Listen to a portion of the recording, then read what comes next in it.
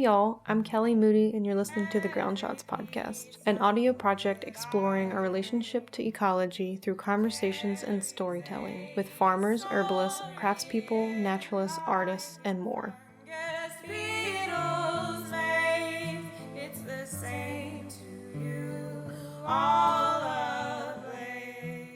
Hey y'all, welcome to episode 10 of the Ground Shots podcast. Currently, I am cabin sitting in High Palm, California, and it's the day after my birthday, my 32nd birthday, and it snowed yesterday out here, and it was so beautiful.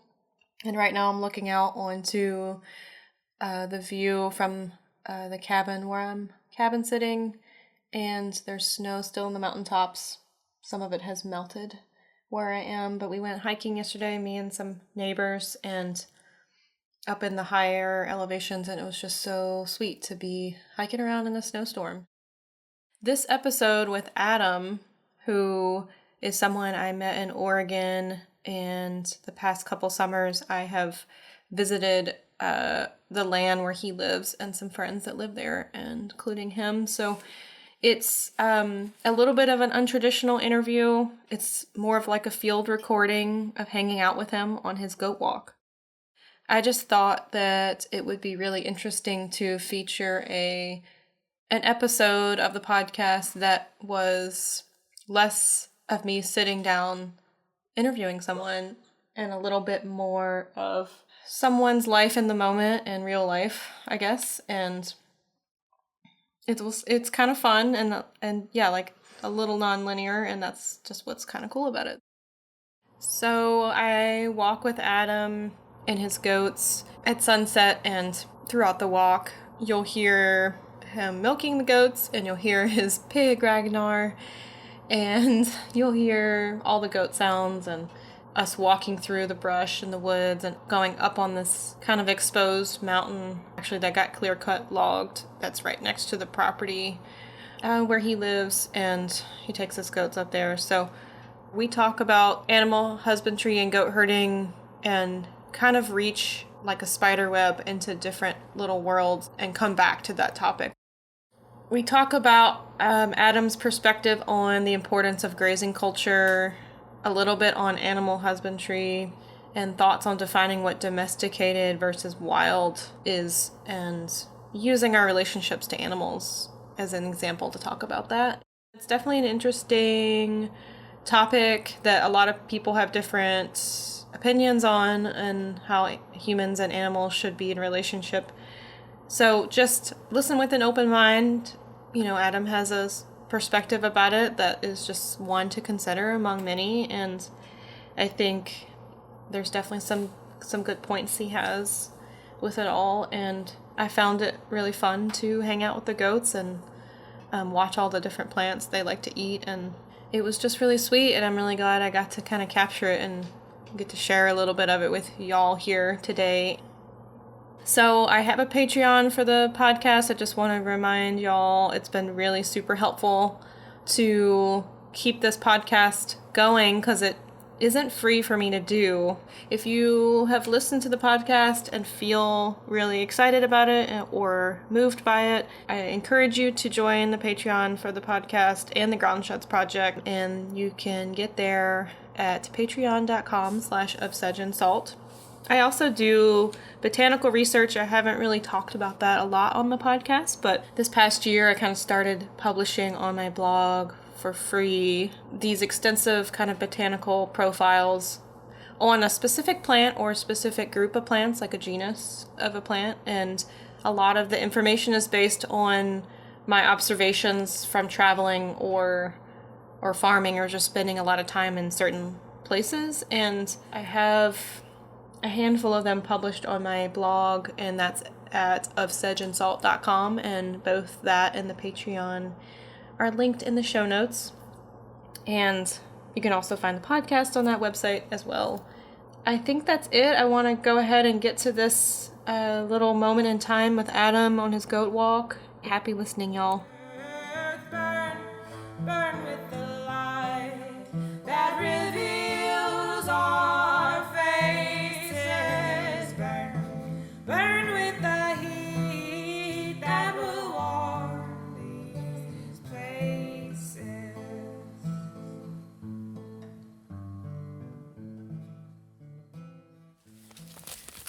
tell me where we are Oh. and why we have all these goat sounds happening around us and what your name is. Oh no.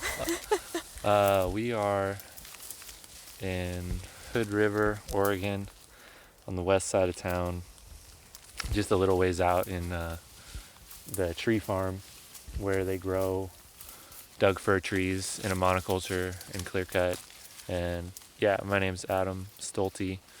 I have lived here for like 20 years. And yeah. All right, you grew up here. Yeah, I've spent a lot of time But here. you didn't grow up where you live now, but No. near here. But I've spent almost 6 years in this area, you know. Like I grew up in town, but we would always come up here and get drunk. This is where people drunk drive. It's the place where the suburbs end and the wild begins, you know. It's like romanticized. It's like there's nobody up there. It's like, and then I'm here, and then they see you walking up the road Yeah. with your goats and calling. Last night someone was like, "Is that Bambi?" She didn't say it like that. She's like, "Is that Bambi?" Yeah. She's all drunk. But Yeah. So we're up here. up in the logging lands and walking your goats. This is what you do every evening and morning. Yeah. For about how long? In the morning, probably about half an hour, and then 45 minutes or so, and then in the evening, as long as I can do it, so like anywhere from like a couple hours, you know. And then they have a corral that has mostly, it's pretty degraded at this point. It's September, and It so didn't look that bad to me, but it didn't look that bad to you. No. Oh, that's nice. It looks really bad to me. Can we compared to the way they found it? yeah. They've done some damage, you know, because it's a burnt out horse pasture. It's horse burnt. So like there was horses there before. Yeah, horses do a special thing to the land because of their hooves and their being so heavy, and they needed so much food, and they eat grass down to nothing, and then their hooves just rip out the grass. Oh, wow. And so horses are one of the hardest animals to raise sustainably, and so like the goats inherit that, and they ate all the Scotch Broom, bark included, and now every day I cut them down a Doug fir tree, like a 4-inch, like 10-year Doug fir tree, and they eat the Doug fir foliage and then all the soft tender bark. And Doug firs are pretty abundant here. That's the money tree. That's the one everybody plants. Yeah. It's like because it's quick growing and decent wood. the best wood. I mean, it's Yeah. amazing wood. It's magical. I mean, the way it grows so fast, so straight, and is so easily worked with. I mean, I love Doug fir above all other woods for building. I mean, yeah, it's the most amazing wood. Yeah. So, we're in Hood River, and we're up in the logging lands, and you walk your goats up here. The logging lands seem to have a lot of really nice, short growing plants, too, because it's kind of like the first round of growth. So some of those plants are like thimbleberries and elderberries and ceanothus, manzanita, and they pretty much eat everything, or is there some things they don't eat?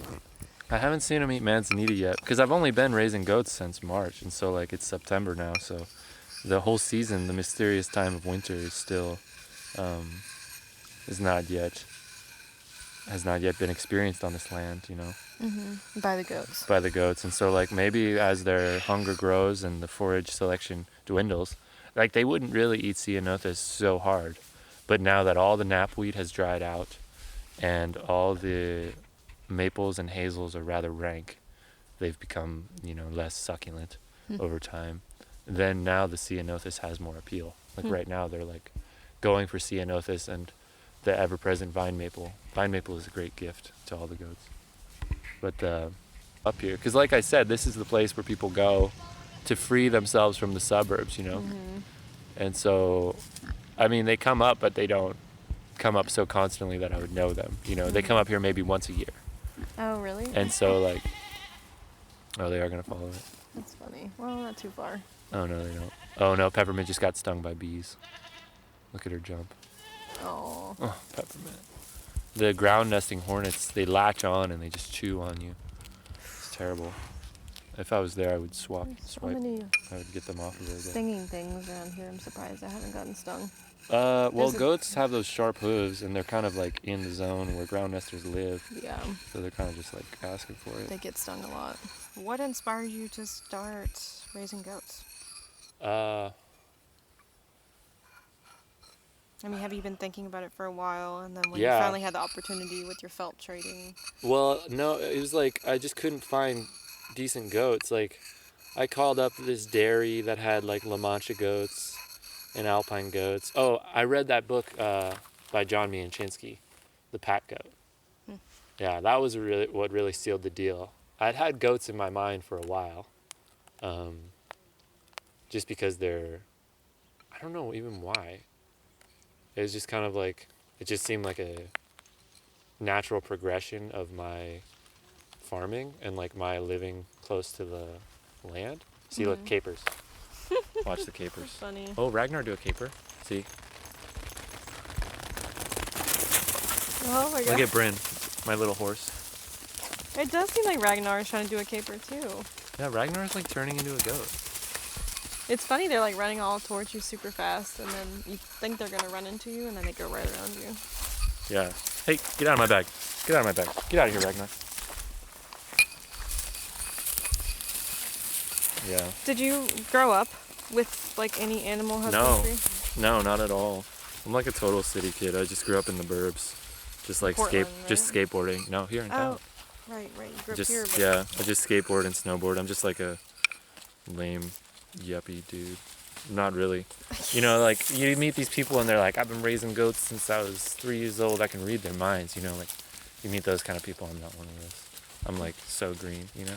That's why I got the goats. Because snowboarder turns goat herder. Yeah, it's like it's skateboarder mostly. Skateboarder. Yeah. But you still Skateboarding. skateboard some, right? Oh yeah. That's why I have so few teeth. Just break them out on the concrete. That's how I lost both my teeth. Oh wow. Yeah, Damn, that sucks. sounds terrible. But yeah, anyway, skateboarding and goat herding are really compatible, because the way skateboarding is like it's an opportunist type of sport. You know, you just kind of take what you're given and do your best with it. You know, like the city was built in a big pile of rectangles, and any slight irregularities in the rectangular plan, you know, in all the right angles, is like a fun time wave for you. You like make a wave of it and surf it, you know. And the goats are the same way. Like anytime they see like an interesting hill or like anything to climb on, they jump up on it, you know, and not for any logical reason. I mean, that's where the word capricious comes from. It's just because they love to do that stuff. Like play King of the Mountain all the time. It's like skateboarding and goats are like, they're so similar. And so maybe that's why I was attracted to them. So you're opportunistic with goats also because you have to just take whatever the land gives you. Exactly, yeah. It fits into my whole thing. Like, yeah, like one of my greatest passions in life is like, working. It was just, I don't know. I didn't think I realized it fully at the time, but I wanted to make this land my home. You know, like, I took Martin's advice and just stayed home. You know, that's what he says to everybody. He's just like, go home. Go home. Huh. That's interesting. Yeah. I need to learn that one. Yeah. Go home. He just says, go home. Go home, Tend to home. make a life. You know, and like raise bees, raise a garden, you know, raise animals. Go home. Like, you have the privilege to go home. And so I started living at home and then living here on the land here. Drinking spring water, living off grid with these hippies, and you know, all the goodness that comes with that life. You know, lots of kale and nutritious food and outdoor showers. Yeah, outdoor showers. Yeah, bare feet. Yeah. And so I was like, all right, I want to have a home, and so the goats allow me to have a home, because all the plants that were just props, they were just kind of background noise in the movie, you know. They were just kind of like they were just props in the drama of my life, like thimbleberry, like, oh yeah, the berries are good, but they don't, and like I wipe my butt with the leaves, but they're not like a super important part of my life, But And now they're a lot more important. I cherish them deeply, and like I cherish them in the way a baby does cherish her mother's milk, like it's made the world into milk. It's like the world was green props in a play, and now it's an endless sea of milk, to quote Prechtel. I had a friend who used to do the nomadic goat walking in like wilderness areas, and she said that you could taste the land. Yes. Yeah. They moved through in the goat milk, so they would drink it as they traveled, and they would taste, like if they went through a bunch of ceanothus, they would taste ceanothus, or they went through onion patches, they would taste the onions. Yeah. Yeah, the Scotch Broom flavor was not the best. It's kind of intense, kind of like noxious. But now that they're eating mostly vine maple, it's really gentle milk. I really like it. But yeah, it's very rich and changing. Some ocean spray right now, vine maple, some kind of fern. I don't know that fern. That's just bracken fern. Bracken fern, a little bit of hazelnut, thimbleberry. Hazel's a favorite. Yeah, hazelnuts are pretty sweet. Yeah, I have a list of all their favorite plants, like of all the ones they would choose first. And it's hazels, maples, ceanothus. What was the third one? Oh, if they can find mock orange, that's above all of them. I didn't realize that. I'm really into mock orange. But yeah, and so like, yeah, there's a list I made somewhere. Those are the only ones I can remember off the top of my head. Do they eat this mullein at all? No, they don't eat. They hate fuzzy things. And mullein is very fuzzy. So do you have a name for your herd of goats? No, the name of the herd? Yeah. I never thought to name the herd itself. I just have names for each one. But this area we call Goat Town. Goat Town.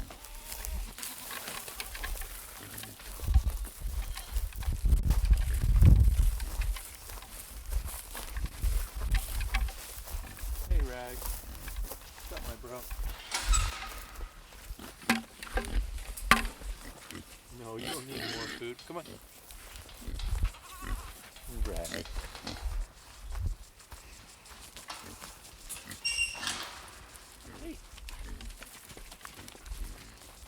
Did you eat all that food, Rag? Rag, you ate it all. I gave him like 2 days worth. He's getting bigger by the day. He looks bigger than yesterday. He does, doesn't he?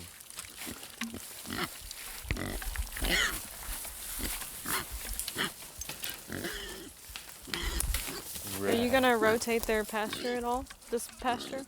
Yeah. It's kind of a lot of work to do that, huh? Well, what I should do is just divide it into two. Yeah. Yeah, it's just more fencing. I don't have much cash flow. I spent a lot on this thing. Yeah. And you water this part of it to keep some part of it green, so there's like fresh. Yeah, this is the pond overflow. Oh. Yeah. So it's like rich water too. It's not even just normal water. Man, this little bit of rain we got surely did not change the dust factor. These trees are dense. Yeah. Do you feel like you said the goats, you feel like have favorite plants? Like deer brush is one of the plants they like? Number one. Isn't that cool? Yeah. I know, I was really hyped when you were like talking about ceanothus on the internet, because I was like, I'm in a love affair with ceanothus as well.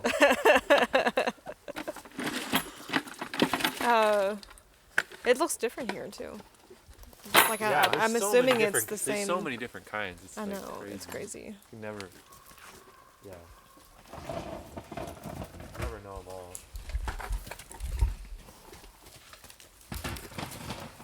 Alright, let's see how I feel about this story. About this liquid food I'm giving you. Interesting, your milking setup compared to the one we had at Dancing Springs. Well, it's because I don't want them to get used to stanchions. Yeah. Stanchions? The like thing that like locks their head. Yeah, that's what we have. I don't want them to get used to that, because when I take them on walks, they're gonna be like, "Where's the stanchion?" Right, like if you take them out, like on a more nomadic. Yeah, but walk, like this. Hey, you can't have that. hey, come back. She's not into it. I knew you wouldn't be. So what else do they like to eat? Like they eat, what is the thistle that we saw yesterday? Which one? The one where we stopped on the old road and Scotch thistle or something like that. Knapweed? Scotch broom? Knapweed. It seems like there's Scotch broom here too, but... Yeah, they love it all. And what's crazy is like if you look up all the plants that goats are like, that are toxic to goats, like all the plants they eat are toxic. Mm-hmm. Like Ari and I have this joke like, all the food is poison, all the food is poison, all the food is poison. And we just sing that to the goats while they eat like all the poisonous plants. It's crazy. Like every fucking plant. Like Scotch broom has these alkaloids in it that are super poisonous. Like deer won't touch that. Knapweed as well. Doug Fir bark and Doug Fir foliage. All the evergreens. You know, all the conifers. Deer don't eat conifers. Actually, no, that's not true. They eat chinkapin in the winter. That's one of their winter survival foods. Yeah. So which should they eat that's not poisonous? Maple. Deer brush. Maple, grass. See, deer brush isn't poison. Cianothus, yeah, it's not poison. And then, and there's a semantic issue that I should clarify before we talk about goats' browsing habits, because the word poison means they are vomiting and they're close to death if they eat even a little. And then the word toxic means that you can eat a fair amount as long as you balance it out. So like, it's important to say like that's a toxic plant. Like Scotch broom is toxic. But it's not going to kill the Doug goat. Fir needles are toxic, but they're not just going to start vomiting and be close to death. Whereas if they ate poison water hemlock, that's actually it's still, I've seen goats eat poison water hemlock though in Pendleton. And not die. Yeah, my friend's herd was just like chomping on it. Not chomping like the way they chomp maple or like pear leaves, but chomping, but just like, you know, checking it out, taking their medicine. Because I feel like, I don't know, I mean, I've always heard that like goats self-medicate, like when they're feeling sick, they go to the correct plants if they were raised around those plants. And if they come from a culture. See, goats have a culture. Like my goats have a culture of like kill all dogs. Really? Mm-hmm. They hate dogs. They kill dogs? Yeah, I got a Great Pyrenees dog. I bought one. Like a really nice purebred puppy. And the goats tried to kill it so many times that the dog was totally traumatized and now won't even go near goats. I had to give her away. Interesting, because we had a Great... Was it a Great Pyrenees? Yeah, we had a Great yeah, Pyrenees. it's a totally normal thing to have those. The puppy got put with the goats. But they were young. I don't know. There was not that many, though. Mm-hmm. And like one or two big adults and then a bunch of babies and then, you know, but I don't know, a whole herd of them might act different than two. Well, I mean, this isn't that different of a situation. It's 8 babies and 2 adults. It's just that Gina there and Gloria here, they have a culture of like kill all dogs. It's just like that's part of their culture. Wow. Just like we have a culture of like wear clothing, you know? It's like, it's the same thing. Animals have culture, and, you know, like people like to be so anthropocentric and say that goats are just animals. They don't know anything, and they're stupid and dumb, you know, like they don't understand that they're actually way more cultured than us, you know, because we don't really have much culture in the way of like keeping the world alive. Yeah. Whereas goats, they actually have a culture that helps keep the world alive. And that culture is dependent on place and the plants too, and the weather. Yeah, so they all teach each other about the plants and stuff. Yeah, it's like, it's a pretty amazing thing. Like, yeah, like the babies that I've raised only on wild forage, they're so much better at foraging.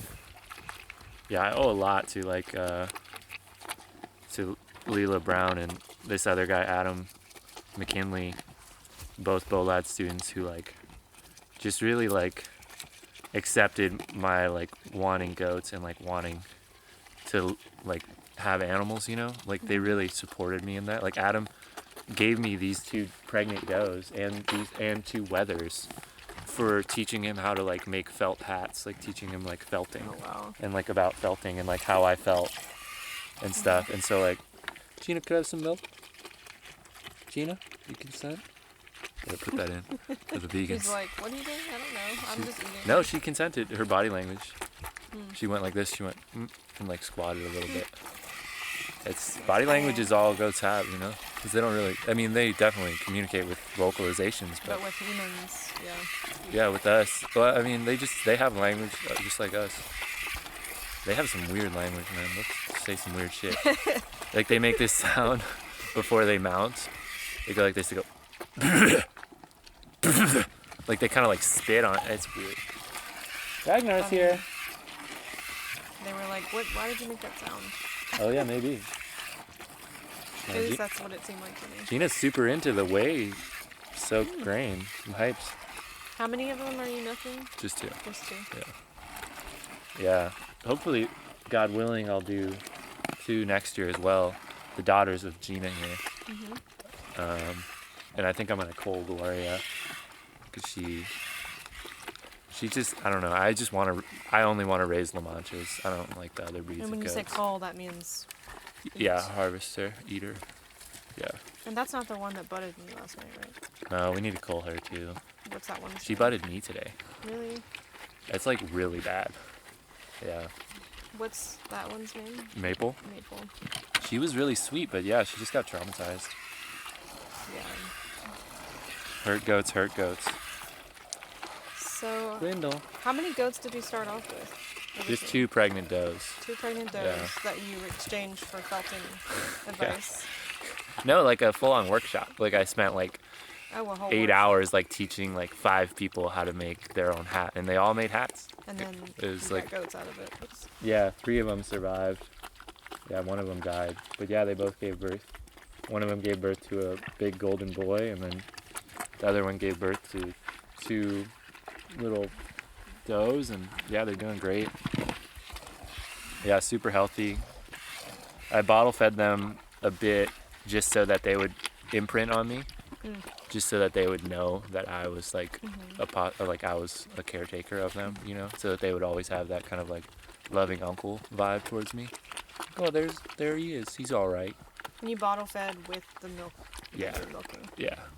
And so different people have different, I mean, so if it's a mass scale goat milking operation, you were Right. saying yesterday that they separate the babies often really soon. Well, the babies are just surplus to them. Yeah. You know, it's like they're just kind of like, whatever. Whereas like babies to me, those like at this stage in my like animal raising, like a baby goat is like ultimate goal, you know. And so I cherish it and feed him only the best stuff, you know. And the raw milk fresh from the udder is the only thing worth feeding a baby. The other alternatives are just terrible. I mean, they're just... Yeah. I mean, you're just sharing the goat's milk with the babies. Yeah, I would just milk it and then just give it to them. It wasn't even like, they just get all of it, yeah. But I was just putting it through that bottle so that they noticed me as a person of trust. And, I mean, look at the way he looks at me.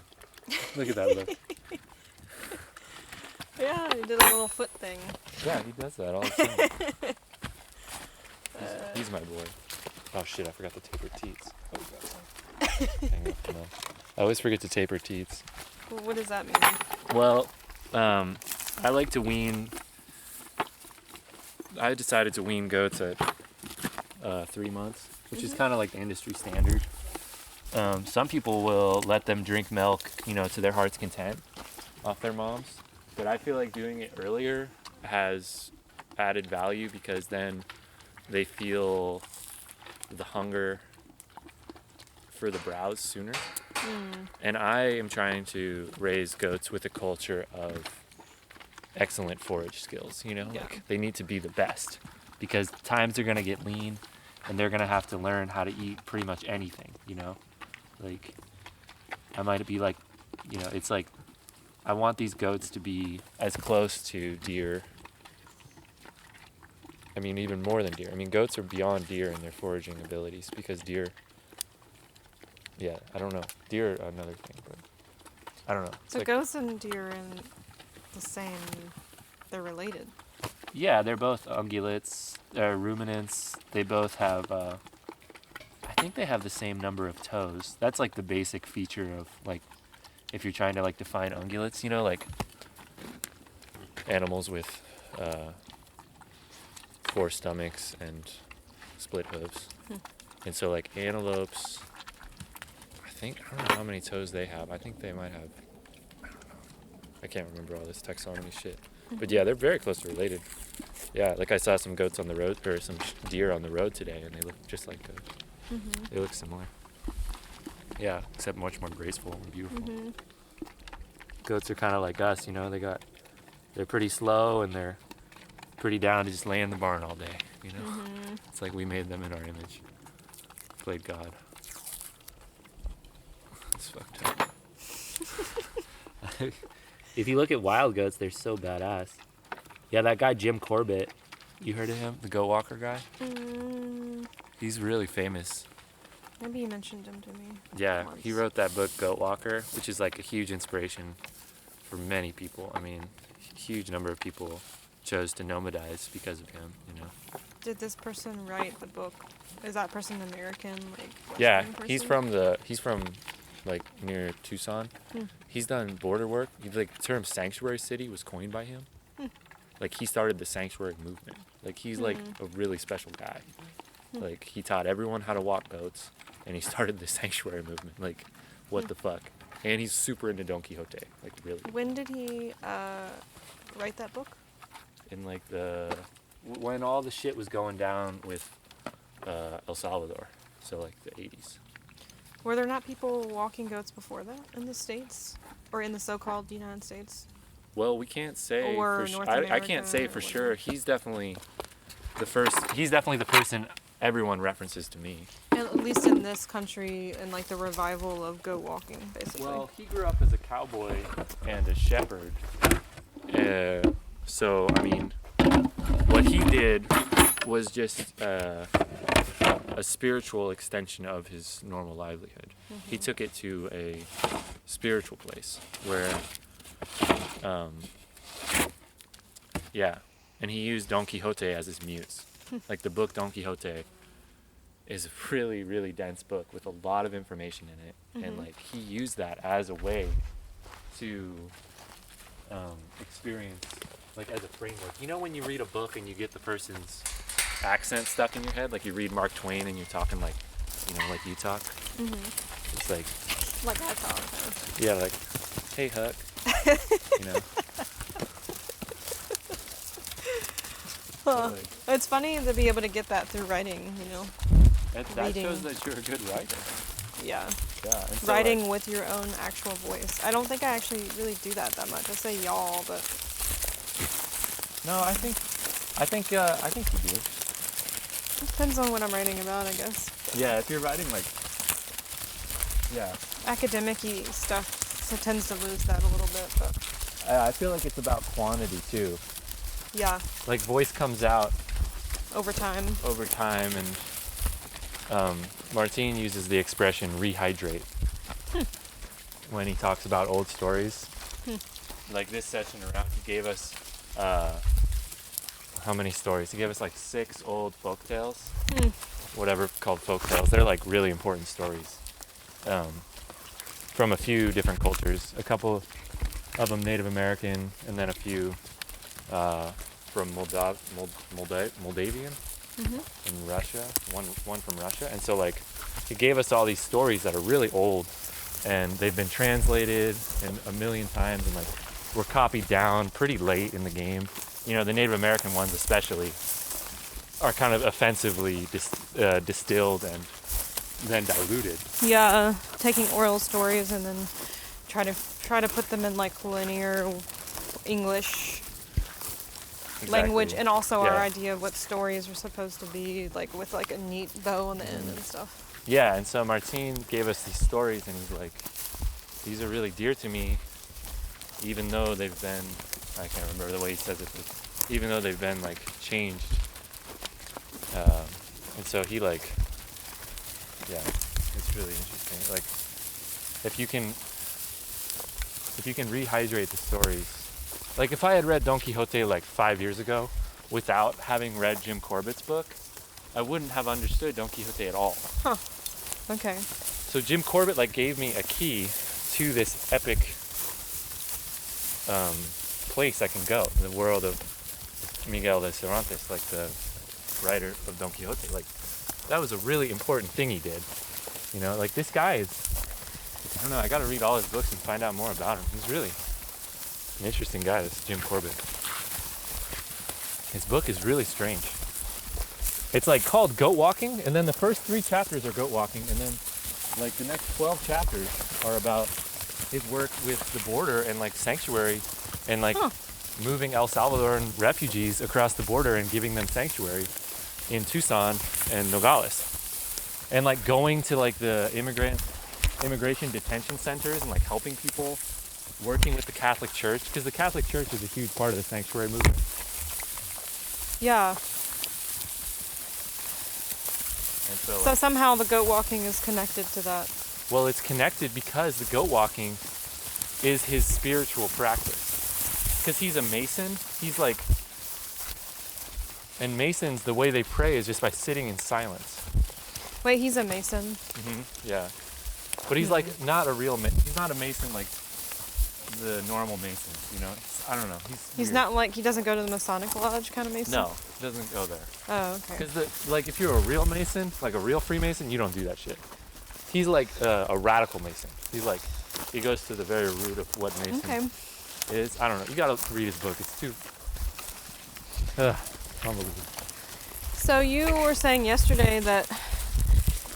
Oh, Juliette de Bairacli Levy? Yes. So tell me what you think about her, because just from a perspective of someone who works with animals. Oh, right.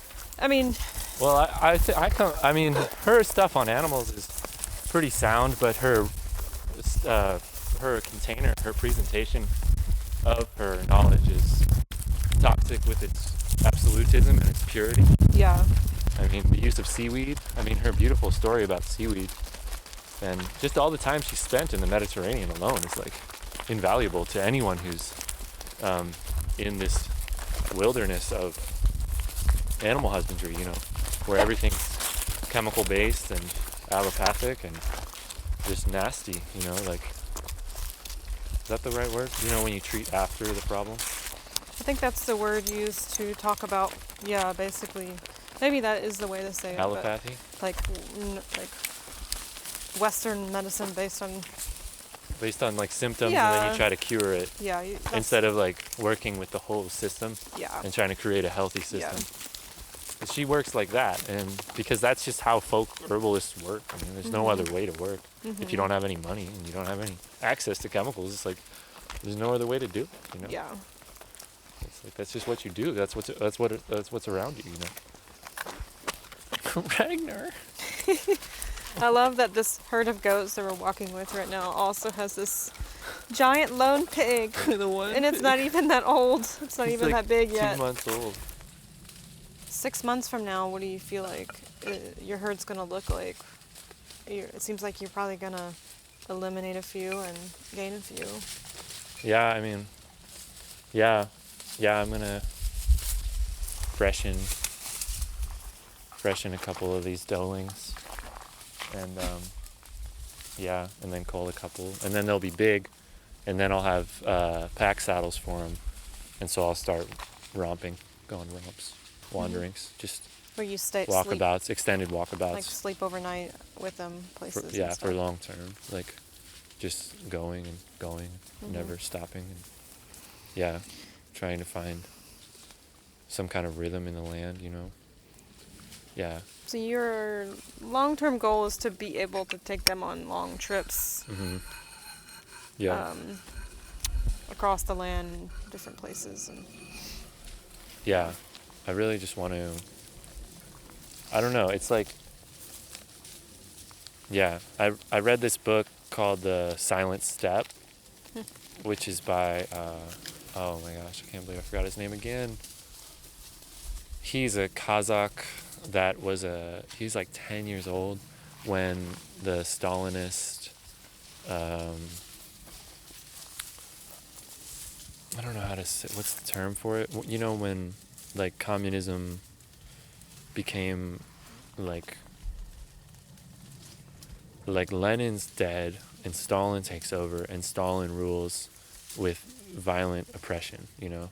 He causes the famine of millions of peoples, you know.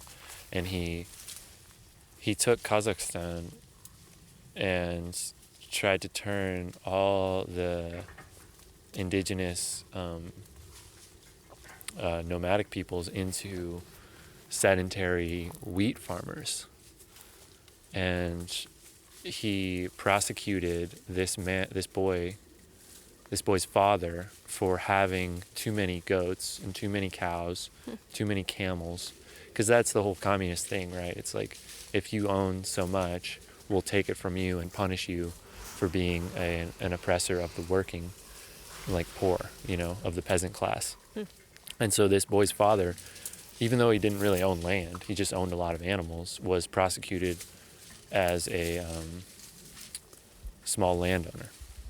And so the boy's gone into shame, everything's stolen from him, and it's the story of like the diaspora of his family and the diaspora of the Kazakh people.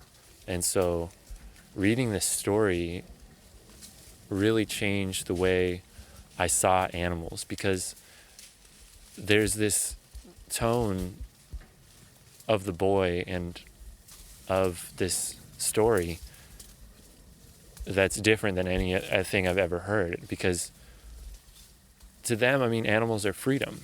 Like, if you have animals, you're free.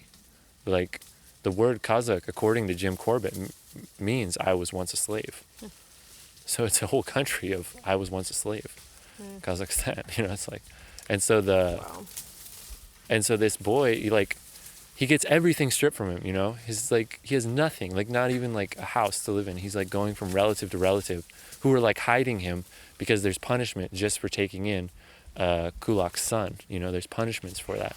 And so he's like super oppressed, like starving, and like has nothing, and like it just remembers the time when his mother rode a white camel and they went from place to place along with the seasons and lived with their animals. Like, animals were the way of freedom for them, like people are always trying to say that like it went, like there's this big myth I read it the other day on the New Grazers School. Have you heard about that? Mm-mm. It's part of Fibershed. You know about Fibershed? Mm-hmm. Yeah, like Fibershed's doing this program where they're trying to teach people about transhumans. And I guess they just had like a festival of transhumans, like they have in Switzerland. Trans what? Transhumans. What is that? It's a word for, I mean, if you look at the word, it means like across the humus, Okay. And so like, it's a word for following the good grass. So you are growing a bunch of barley in the valley where you live, and your goats are threatening your barley. And so you say, hey son, hey daughter, you're like 13 years old, 15, old enough to handle yourself.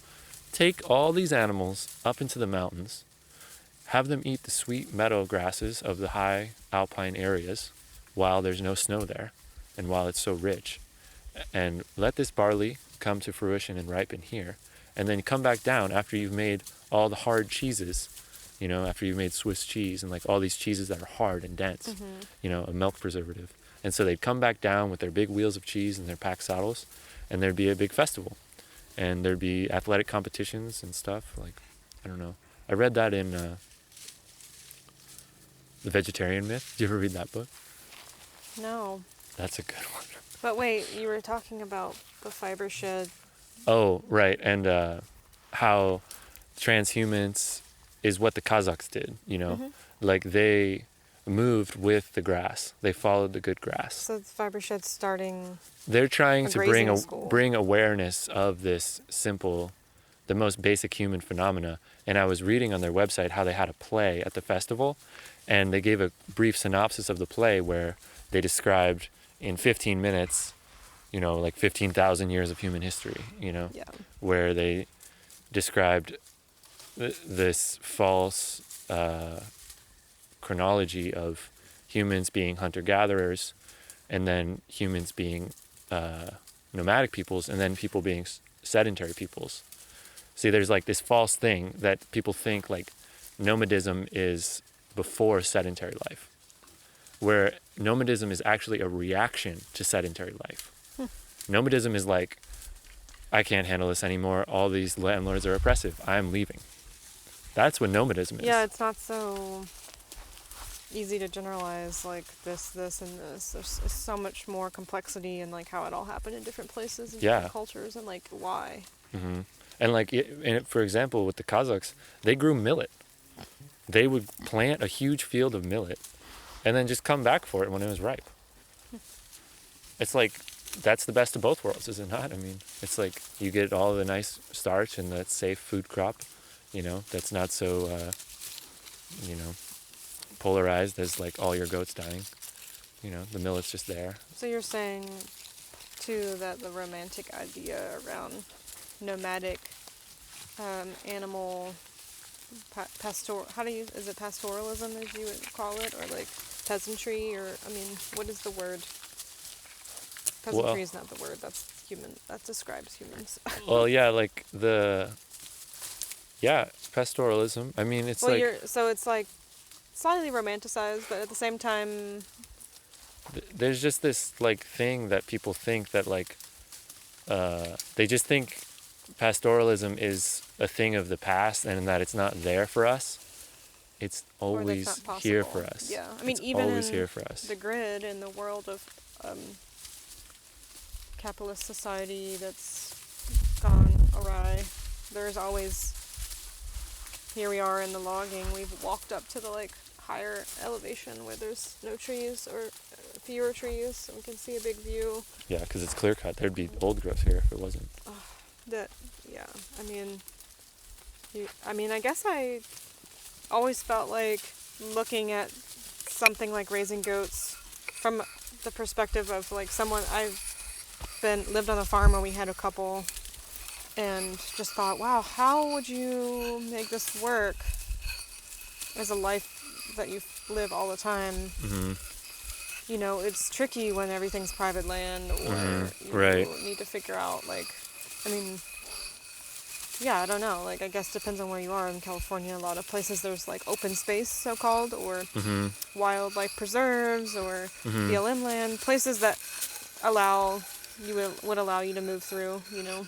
Yeah. It's kind of a perfect spot right here in some ways, even though it's terrible. This is logging land, but like, they don't mind. No one minds that you bring your goats. Who knows? Here. Maybe they do mind. Maybe that guy just shouted at for speeding for going 45 up a hill. Owns all this or something. Maybe he's a oligarch in the local government. You know, I don't know. But the thing is, you know, Jim Corbett, he has plenty of anecdotal evidence of just disappearing. I mean, when you have your food on 4 legs that moves along with you, and you don't need anyone else but clean water around. It's like they don't have a way to find you because they don't have that. It's like you've entered into another realm that they can't enter. Who is they? The authorities of private land. Yeah.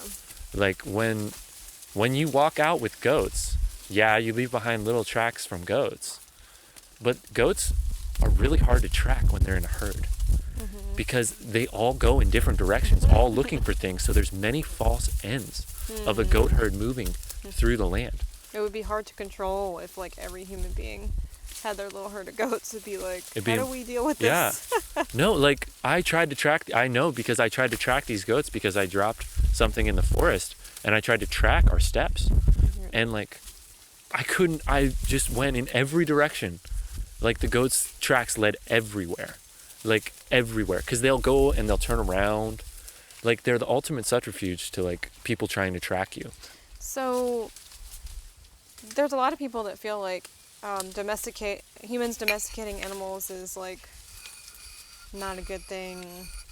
I mean, I personally feel like there's a lot to say about all of that, and there's gray areas, and like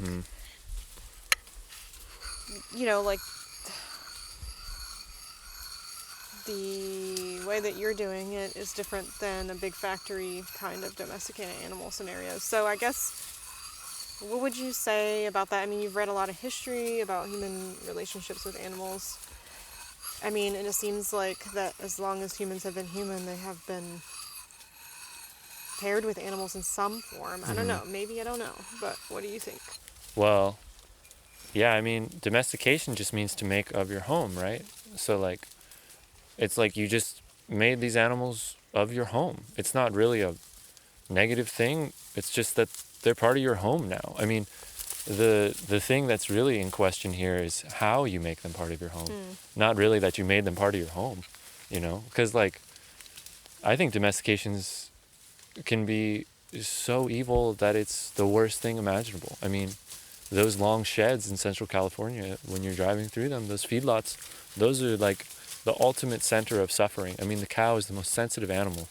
You know, that's what Juliette de Bairacli Levy says. She's like, how can they do this to these most sensitive animals? You know, pigs too, right? Pigs are crazy sensitive. I mean, they're just as smart as us, and like, you know, smarter in a lot of ways. And like, so domestication is brutal, but like, to make something part of your home is not inherently bad, you know? Like, it's like when people, like, they try to make it into a dichotomy, you know? They try to present this, like, domestication and wild as if there's this grand split between the two. But really, it's just because those wild things aren't part of your home. Yeah. It's like, it's just because you don't live with the deer, you know, that they're not domesticated. But if they were part of your home, they would probably, you wouldn't think of them in those terms. You know, you'd just be like, oh yeah, that's the deer. Like when we have deer that come around to our plum trees and eat the plums, the deer doesn't seem so wild. Yeah. Part of our home. But when we see like a panther running across the road at night, we're like, whoa, that was wild. Because you've never seen that panther before and you don't live there. And so then you're like, wow, that's wild. You know, so it's like this sort of line that's constantly wavering. And yeah. That's an interesting way to think about defining the wild, because again, that's like something I feel like I'm exploring. Well, we've talked about it some, and I've talked about it with lots of other people, and I've talked about it on this audio project with different people, and like that's just a way I haven't thought about it before in thinking about your land or your home as a permeable border of, you know, what's a part of it and what's not a part of it can also fluctuate, you know.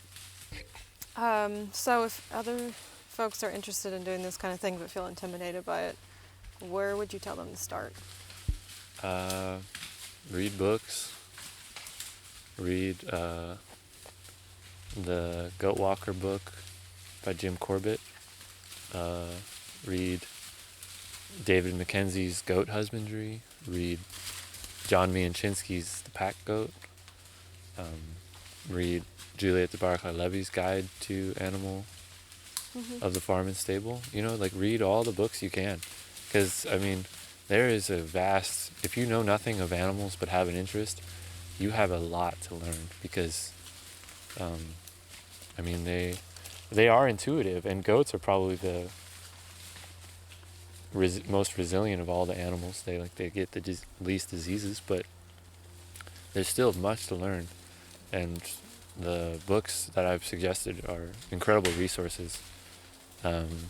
And then anything you can learn about Central Asia, any YouTube videos you can watch about Mongolian herding technique, and anything you can learn about traditional nomad societies are really important. So like my style of goat herding is largely inspired by Central Asian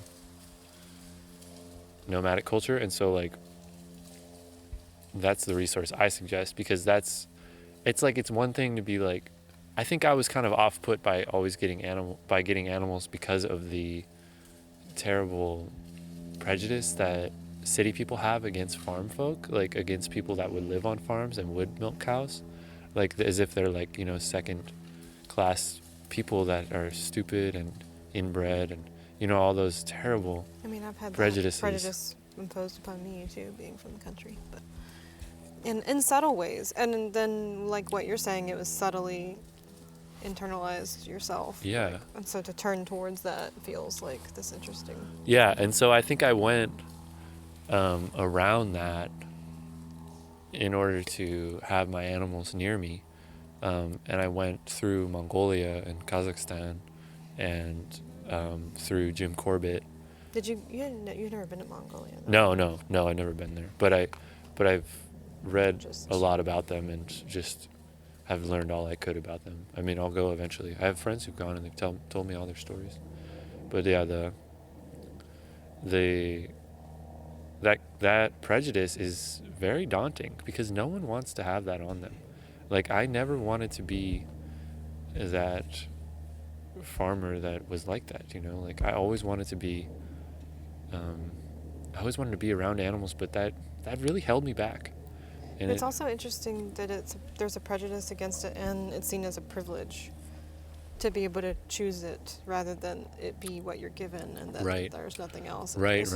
Living in this culture, I see both of those things, and it's really confusing being someone from a land-based agricultural type culture and farming community, and then there's a lot of narratives around like it's such a privilege to be able to grow food and be a farmer and have animals and, you know, all these things at the same time. Yeah. Well, that was I was trying to sum up my point about the silent step. I'm glad you brought it back around to my attention. So I read that book about that boy and the story of this man, like, coming of age in Stalinist Kazakhstan. And, like, the thing that really struck me and, like, made my eyes wet was that his privilege of animals was taken away, and yet I live with the privilege of animals. Like, I could have had animals my whole life, you know? Like, I come from a place of privilege. Like, I have class privilege. Like, I could have had animals my whole life, but because of that prejudice against, you know, farming and against animal raising and just not being familiar with it and being so cut off from people who do raise animals, because animals like goats are kind of like bicycles in a small town.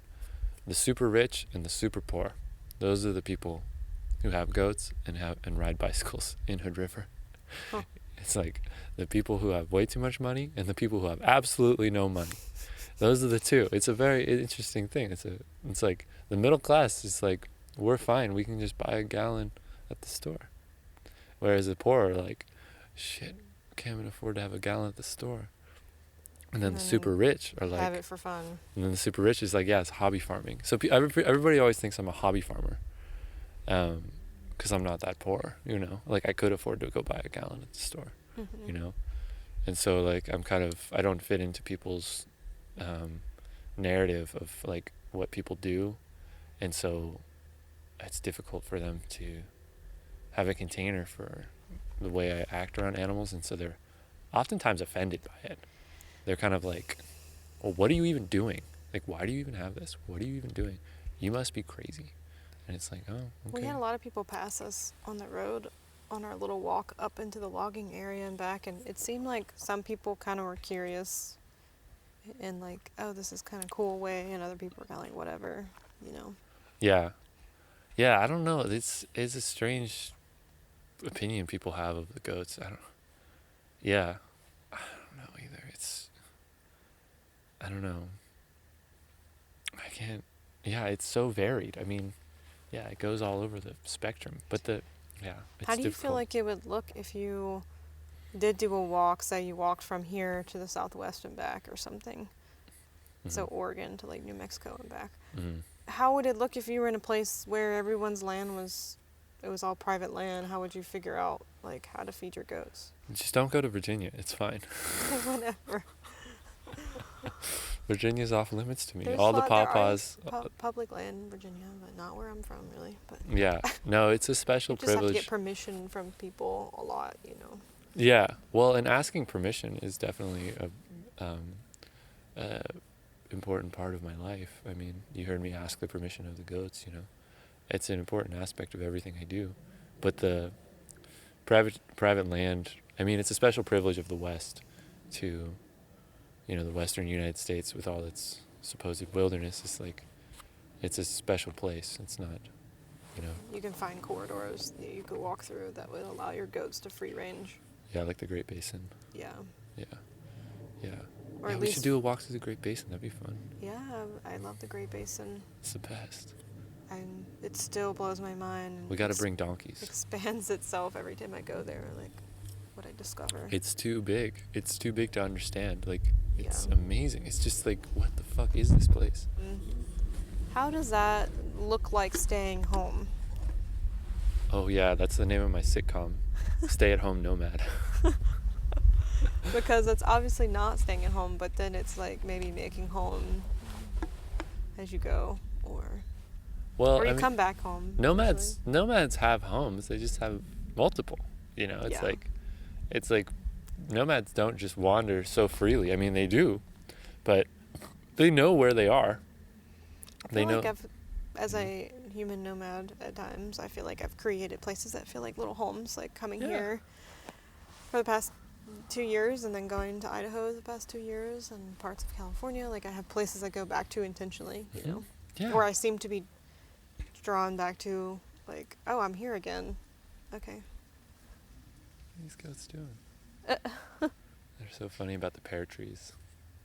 There's these ancient pear trees that were planted by the man who left this land to the people that, you know, own it now. And, like, these are like the last vestiges of his experience as an orchardist, as his like orcharding adventure, you know. It's like those are his last trees, and the goats love to eat them more than any other plant. That's cool. I mean, it's cool if they didn't fucking damage the shit out of the trees. Yeah. God damn it, goats. So many times there's been stressful encounters with these pear trees, but now that it's September and the pears are beginning to go dormant, it's actually not bad for them to lose some of their superstructure. Yeah. That's what Jim Corbett says. That's a Jim Corbett quote. He's talking about how animals browsing on plants, especially in like places like Arizona, where he's most of his experience is from, is really good for plants because it makes them super drought tolerant. You know, it's like, you know, the plants will a lot of times grow too much vegetation and too much structure in the rainy times, and so the goats will prune them down in a really nice way. And then the plant is more likely to survive. Yeah, the pastoral life is sweet. I mean, you just get to hang around. Like, I write a lot of poetry and sing a lot of songs. And, you know, like, when I'm out with the goats, I like to think about my ancestors and all the ones who came before me that I'm living for, you know? Like, I feel like I'm so part of the great story of humans when I'm with these animals. Because, I mean, if you believe in saving seeds, like heirloom seeds, like you're all about that heirloom squash, you should be all about that heirloom breed of goat.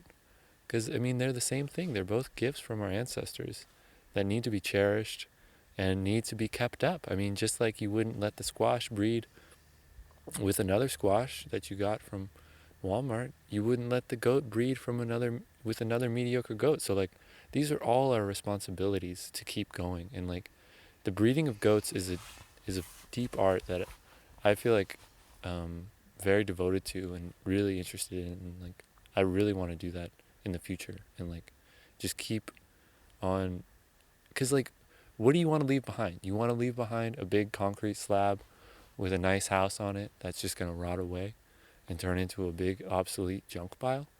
Or do you want to leave behind the most vigorous and adaptive animal imaginable?